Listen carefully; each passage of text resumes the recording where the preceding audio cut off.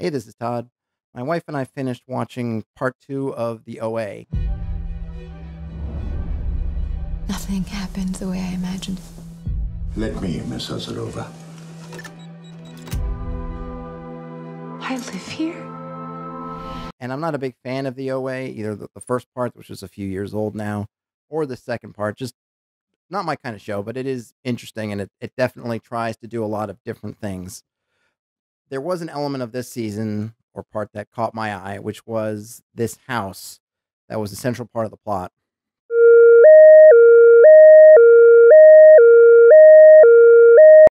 I think they call it the house on Nob Hill, which I guess is a neighborhood in San Francisco where some of the show takes place. And it's a house that's very unique looking, and it has a distinctive rose window at the top, which is a round window with a rose, stained glass rose motif. And this building made me think of the way they use it on the show as a good example of a puzzle dungeon. And it demonstrates some different elements that I think are useful for your game. And then also I'll bring up some caveats about basically taking any sort of structure like this from a narrative form and bringing it into a gaming situation. Since I'm talking about this element and it does factor pretty heavily in the OA Part 2, if you haven't watched that yet, please wait until after you've seen it. Consider this your spoiler warning. And with that out of the way, let's get into it. So this house on Nob Hill, or the house with the rose window, is a puzzle, represents both a puzzle and a journey for the characters. And I think this is an important thing to keep in mind with this sort of dungeon. Is very early on, we as the audience and the heroes are informed that this isn't just a physical space. It isn't just an exploration space, like go look through this cave. It is also a space that represents a journey. And they make pretty clear that it's the journey into a sort of supernatural, spiritual realm. Well, what does that do for the dungeon? It puts us in the mindset that this isn't simply going to be a flat physical space, that there's the potential for strange things to happen. There's a potential for the space to be more than just a collection of rooms, which I think is important on the show for obviously what follows with what happens in the house. But it's also useful if you were to bring this into a dungeon or as a dungeon in your role playing game, because back in the day when they did dungeons, they talked about it as the underworld, which gave it sort of mythical, magical, mystical space where you can imagine the rules being a little different because it's not just a series of caves. You're entering this underworld area. And so giving it has a different feel to it than, well, you're just entering a cave. No, you're entering the mythical underworld. By saying right off the bat that this is both a puzzle and a spiritual journey, they've set the tone for the space. They have telegraphed it to the heroes that it's not just going to be a series of rooms. You're going to have to think beyond that, that expect it to be weird or magical or strange because that's part of what it is. You've set the boundaries. You've now set the stage for the space, which I think is important. Particularly, I mentioned, back in the day how dungeons were, but dungeons now people think of them as we're defining them as realistic places. If you enter a tomb, it's just a tomb. If you enter a fortress, it's a fortress. It's this collection of rooms. By saying that it's not only this thing, which is this mansion or this house, but prefacing it or labeling it or telegraphing is no, this is kind of a magical, mystical place. When magical and mystical things happen, or when certain techniques maybe they don't work, we now have a reason for this. We now have an idea we can put in the characters or in the heroes' minds for preparing them for what's to come. We've set them up with a little bit of information of this is how the house is. When things don't work, maybe the way they do would in reality, it doesn't feel unfair because they will have been told, hey, this is not strictly speaking reality. This is a mystical, spiritual, supernatural journey. And that gets into the second point, which is it demonstrates giving information about a place ahead of time. It's not just about what they discover when they go into the house. It's information that's available before they go in, that's given to them by NPCs or stuff that they could dig up in a library type situation or with any sort of source that they have. They can get information. And in the show, they're given clues about different elements of this puzzle. In the same way, I think it's important that you give the ability for characters to get information about a place. Often we think of these places that there no records exist. They're sort of totally hidden, but by giving information, it doesn't ruin the puzzles. What it does is it allows the party to come up with a game plan. You can reward that game planning, not only through what it's able to achieve inside the place, but it also rewards the players. It gives them this sense of we're able to control our destiny a little bit. We're able to figure things out about it. We're able to do some preparation that's meaningful, which I think is very helpful. It's also it's also fictionally grounded. The house has a story. The story links into why it's a supernatural place and its history. In the show, the house is built on a holy site that, well, it's both a holy site and a well, which I think is connected to it being a holy site.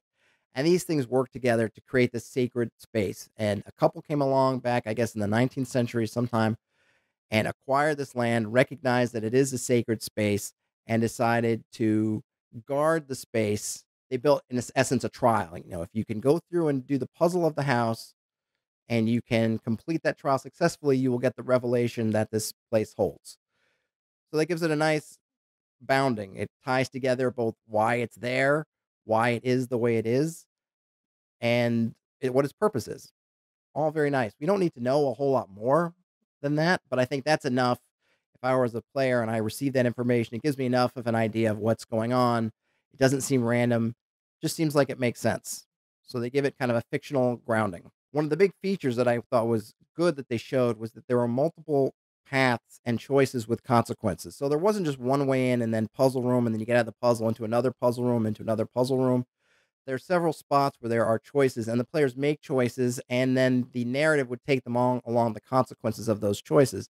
Not only that, but there were essentially secondary rewards for taking some of these, I guess, not in the end, not correct choices, but not incorrect either. You don't know necessarily to go left or right, and then you go left, and it doesn't take you to the rose window, but it takes you to another area that gives you some information. It was also interesting that the information that one of the characters got on one of these side paths wasn't directly related to the puzzle itself, to the house, but it was related to other aspects of the story.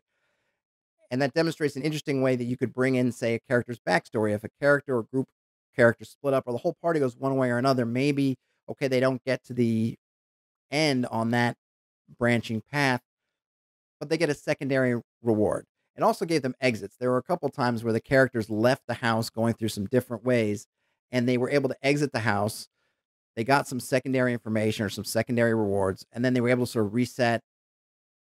I don't think they actually either one learned anything new. Maybe the one character learned something new about the actual house, but it gave them a way out to go and do some other things, maybe go back in town. And of course, it's on the narrative of the TV show. There were other things they wanted to delve into as they needed the characters out of the house. But I thought it was interesting that they let them leave before they had completed the whole thing. It wasn't you can't leave until you're finished. It was, okay, you've left this way. You didn't get the whole puzzle, but you're going to be able to come back to it later. I thought that was a nice touch. The house also allowed for unconventional choices. So at one point, the characters were in the room with mirrors, and there was a girl there, a girl that he knew, but she had been aged somehow. Again, supernaturally aged. She tells him, hey, keep going, kind of like leave me here and keep going. I guess maybe she thought he was close to the answer. Whatever she was saying, go forward. But the character made a choice to rescue her instead. So he's in this room of mirrors, and I don't remember how he determined which mirror he could do this to, or maybe it didn't matter, whatever it was, but he broke one of the mirrors, which let him kind of back out into the main lobby and let him take her out. So he was able to rescue this girl, which you could say is, a secondary goal. I don't think he knew she was trapped there, but it was someone he knew. So say an NPC that he knew was able to pull her out. He was able to exit the puzzle. He wasn't penalized for doing that, but he wasn't rewarded either, other than taking that girl out. That was both having a secondary path and also being able to the puzzle was able to withstand an unconventional choice. He wasn't testing out the mirrors and finding out where whatever the door was. He was just, you know what, I need to get out of here. I'm going to smash the mirror, and that choice was allowed. And obviously, in a narrative, and I'll get into this a little bit, but in a narrative show, everything's expected. Of course, the mirror he breaks is going to be the one that he needs to, unless the narrative needs him not to. So, but I guess the point is that it illustrates that you could make an unconventional choice, because it wasn't a situation where there was no way out and he had to break a mirror. There was a door there. It was basically the choice was he could either continue on in the puzzle or exit the puzzle. And the scene was built in a way, the dungeon was built in a way, or the house to allow that unconventional choice. That was cool. There were also, that's my cat back there. There are also multiple puzzle types. So there are several puzzles in the dungeon, different kinds. One was just how do you get in the house because you couldn't go in through the front door, so you had to find a way in, and that involved going through getting into some kind of cistern or something like that, and going through a tunnel, and then going into a well, and then getting up the well into another room, and then getting through a locked door, or no, maybe it's a plain door to get into this area. That was one. There was a pattern kind of puzzle where they had tiles on the floor. They had to put into a pattern. There was a riddle that he had to solve at one point where it was essentially, it wasn't, I don't know, riddle may be a strong word, but basically he was given a piece of text and he had to figure out what that text meant in the context of the house. There was a navigation puzzle of which way do you go, movement. There was a hidden object type puzzle where one of the rooms that he goes to, the room is empty and the door sealed and basically became part of the wall. It didn't like disappear, but there was no way to open the door from the inside. And the room just had a bed in it. And so we had to figure out that, okay, lifts up the bed. There were some kind of hidden hinges on the bed because the bed seemed really heavy, but he was able to lift it without a problem. But he didn't lift it from the side. He kind of lifted it from the front back, and it revealed a staircase going down. There's a couple of times where the man ends up being under physical threat. The first one is when they're in the well and it's filling with water. There was the possibility of drowning. They end up floating kind of to the top, and they were able to muscle off or pull off boards that were covering the top of the well and get out. There was another room that seemed to demonstrate that the house was sort of more than it seemed on the inside because the space was big. It was sort of a bare dirt floor, but it seemed to be quite larger than you would think might be available in that house. And there were mounds and holes, and people started to come out of the mounds, try to grab at him, and he sort of had to escape into a room. So that's kind of physical threat. So you could see that there was a bunch of different types of obstacles here. It wasn't just one obstacle overall. It was many different kinds that they mixed in. I already mentioned the exit opportunities. So at one place, there's two of them, there's a man and a woman who are searching through the place that the show mostly follows. And the woman at one point, she finds where she's in a room with wallpaper, but I don't remember if there was a cut in the wallpaper. Somehow she realizes that the wallpaper, it's not a wall behind the wallpaper. And so when she cuts through it, there's a window. She opens the window and there's this big tree. She's able to climbs out onto the tree and ends up going on the roots. And she has a kind of real spiritual, mystical moment there with the tree, which I won't get into, but it just demonstrates here was this secondary exit sort of the house, but it also had that bonus. And this was the one of that bonus information that wasn't about the house itself. It was more about her character and other stuff she was going to experience in the narrative. The other element is that it had good theming. So rose windows, the house, there was definitely the show had this element of garden, trees, and that sort of thing. And the house really fit into there with the pattern. When they have to place the pattern, it's kind of like the pattern of, it looked like, I don't know, it was supposed to be a roots I thought it kind of looked like the cross section of a tree trunk, but it definitely had that sort of feeling to it. The rose window is red. A couple other times they used sort of red lighting, I think, to highlight where the path was. The two people who built the house, their pictures are there, and that kind of plays into things a little bit. And there's a lot of sort of elements with that. So I think the more you can give your places a theme or areas within your places different themes, then you can play off that theme and you can use that theme to key in players to what's important, what elements of the puzzle. So in this case, roses and plants and things like that, you can use those to key your players in. And they do a little bit of that, the lighting too. Just think ways you can throw hints and clues at your players. And it's okay to be, I think, when you're at the gaming table, a little bit over the top where those things are, or more obvious than you think you need to be, because you have to remember what seems obvious to you when you're saying it, when you're reading it or you're thinking it up or you're telling it, is not necessarily going to be obvious to your players. They often say when you're writing a first draft of a story, don't try to be subtle, be obvious, because to you, what's subtle to you could potentially be totally missed by everybody else. And what's obvious to you might seem subtle to other people. And I think that's definitely true when you're talking about these spaces. Don't be afraid to kind of bang it. Feel like you're banging your players over the head with it, because most certainly they will not feel that way. So those are all the elements that I thought the house did a really good job of demonstrating. But of course, if you're going to use this sort of structure in your game, you have to be aware of the kind of caveats that come with that. Whenever you're pulling something from media, whether it's a novel, a movie, TV, whatever it is, you have to remember that they're showing you the highlights. So, for example, when I talk about the guy he's stuck in the room with the bed, they switch off of him to another scene. They come back. We don't know how much time has passed. Certainly, the show is not operating in real time. It could have taken that guy 4 hours to figure out to look under the bed. We don't know. We don't care. In a novel, they may say some little paragraph that takes you 30 seconds to read about how long it took the guy to figure it out. It doesn't matter.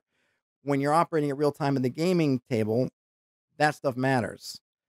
So you have to be careful with those kinds of rooms where there's one exit and they need to figure it out because it may seem obvious to you. It may seem like on the TV show, oh, of course they're going to lift up the bed, but you can't ever be sure what your players are going to do. So I would either say avoid those single way out situations or allow yourself methods to bail them out. Use time as an ally. You could say, listen, if you can figure out now, otherwise an hour is going to pass, you're going to have it figured out. Either way, we're moving forward. This is definitely one of those situations where if you're going to put your players in there, you don't want to just do a fail and stop. You want to fail forward, some way of keeping things moving. Otherwise, you could just be sitting there where your whole game comes to a halt because people are trying to tap on a wall, figure something out, and they're just not getting it. And it isn't necessarily going to be their fault. It could very well be your fault for not communicating the one piece of intel that they need. Or it could be, this is where you definitely don't want to leave it up to a roll because if they miss a roll that gives them the clue, then they're just stuck. So be aware about that. The other thing with any kind of puzzle dungeon is you need to balance players' freedom of action with the bounds of the puzzle. So in this case, with the house, they make clear that it's a journey, kind of a heroic journey, the hero's journey, a spiritual journey. So there's this idea that to get to the end and receive the revelation, it's not just about physically moving through the house. It's about completing the puzzle. The puzzle is part of the supernatural element. You have to undergo the journey to get the reward of the destination, which makes it separate from you just have to explore a dungeon and find a certain room. The idea they operate under is that if you treat the place like a house, it's just a house. It's not really going to bother you, but you're not going to get the good benefit of it.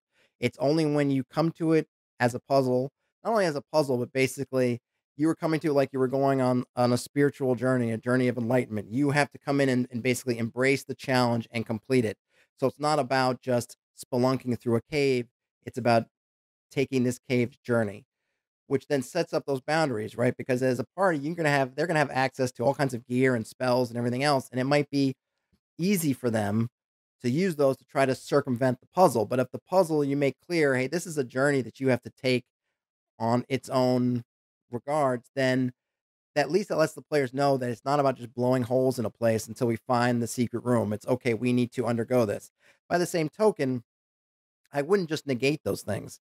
Sometimes you end up in a spot where the GM has made it so that you only have one way forward and you have to find that key thing, whatever it is. And I would say, instead of negating people's actions, like, well, the place is magic and you can't blow up or you can't cut a hole in the wall or you can't tunnel your way through, play around with the consequences of that. If this is a supernatural space, if there is, in essence, an intelligence to it that is making sure or monitoring the space, then have it respond with consequences. If you try to tunnel out, maybe you ruin the structural integrity of your room and things start to fall apart. If you put a hole in the ceiling, maybe there's water or some of their own. Maybe enemies come. If you're dealing with a space that's not following physical laws, then you can play with the fact that, okay, you feel like the room you need to get to is directly above you, but when you go and just put a hole up above you, it's not there. Maybe the space is kind of in an extra plane or extra planar kind of bag of holding style or whatever, where the spaces may be bigger and you could play with that. So allow them to do things, just play with those consequences. They may be positive sometimes. Again, the guy's able to rescue the girl because he takes that unorthodox action of breaking the mirror, but he loses being able to continue on the puzzle on that one. So that's something you can play with. Related to that is the idea that you need to give your party the rules of the puzzle. Let them know what the boundaries are. Let them know what is expected of them inside this space. And again, it comes back to allow the party to prepare, allow them to get the right mindset, allow them to build up ideas on how to proceed. It doesn't ruin the puzzle. It just means that they're not going to get frustrated by just being gotcha'd by some piece of information that maybe they feel like they should have had. So if it's going to be a spiritual space or some kind of journey element in which you want them to say, "Hey, go on this journey," as opposed to just blasting through like it's just a physical space, a mundane space, then let them know up front and they can try to figure things out. That might be getting certain equipment or not taking certain equipment or picking different spells or trying to get different information about it. However they can do that, it gives them the freedom to prepare. So I mentioned before about how the show skips to the highlights. Your party's not going to do that, right? So I mentioned this already, but just to reiterate, some things are going to go faster than you may think. The party may just get the puzzle just like that, and you thought, "Oh, this is going to take them a little while to figure out," and no, they get it right away. Other things may be obvious to you, and the party struggles with it. They're not going to stick to the kind of pacing that you're going to get in a narrative because there's no narrative. They're not beholden to those rules. So keep in mind that pacing is really going to be up to your table. And if it's important to you, then be ready to do things, whether it's fall forwards, whether it's using kind of roll or take 20 type things for rolls to make rolls easier if you need to, or just that they can trade in a certain amount of time for a successful skill roll if they needed to get forward. Just make sure you have those things because you don't have any built-in pacing. You're not writing a script. It's going out to your party. So you can't count on necessarily how long it's going to take them to get to different spots. So with those caveats in mind, I really felt like the house in the OA I live here. was kind of a neat device. It was the one thing that kept me interested in the last part of the show. I thought it had a kind of a cool backstory. I mean, the whole OA is kind of weird, but this kind of had a sort of a neat backstory around it. It had an interesting reason for being. The puzzly aspect was kind of cool. I liked how it was integrated with sort of what it was. I guess the idea of there being a holy site, Native American holy sites, is kind of it's a trope. It gets used all the time, in horror films and different things. This was a little bit. They added that layer to it of not just the place being sacred, but then having other people come in and sort of having other people come in and then in an interesting way building on that area. It wasn't in the way that you have Poltergeist, where it's okay. Here's the ye old Indian burial ground, and of course the a white man just comes and plows it over and puts houses.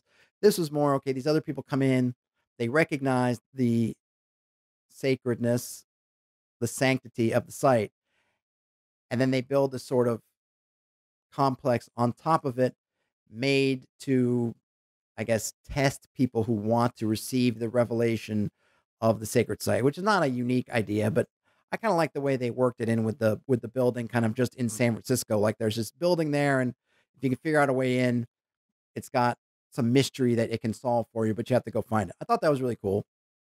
I think if you're interested in the house and maybe you don't really watch the OA, you can maybe just drift over to, I guess, certainly the last two episodes, get into it. I think there may be more about it, but it's definitely interesting to look at. It could certainly, like I said, I think it can give you ideas for your own puzzly sort of dungeon or puzzle space. Just keep in mind the caveats that I mentioned.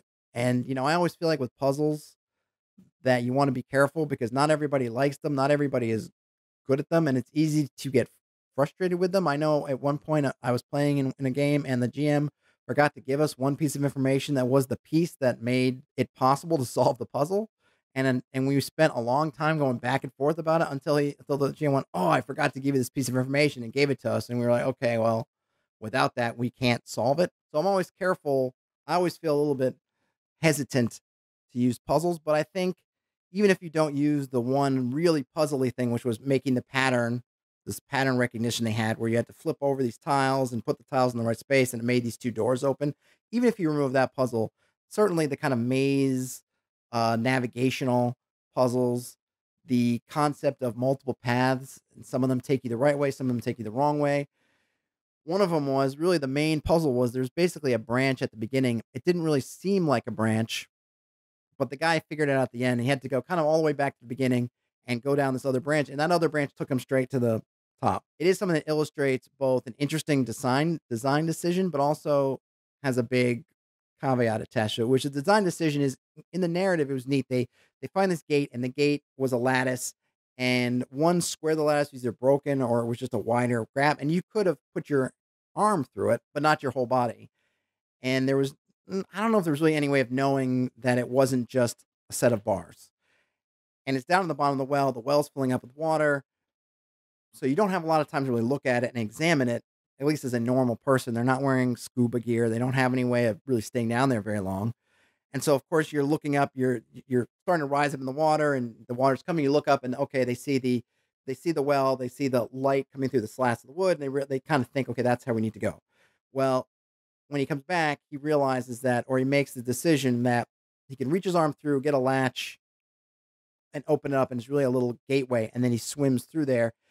And I'm pretty sure at least the second time there's red light coming through there, which again, the cue, the rose window, red, that's kind of the way to go. And then he goes out through. Now, if you were going to port that directly to your game, it's problematic simply because with a party, what if they have water breathing spells? And so the urgency of this well is filling with water totally disappears.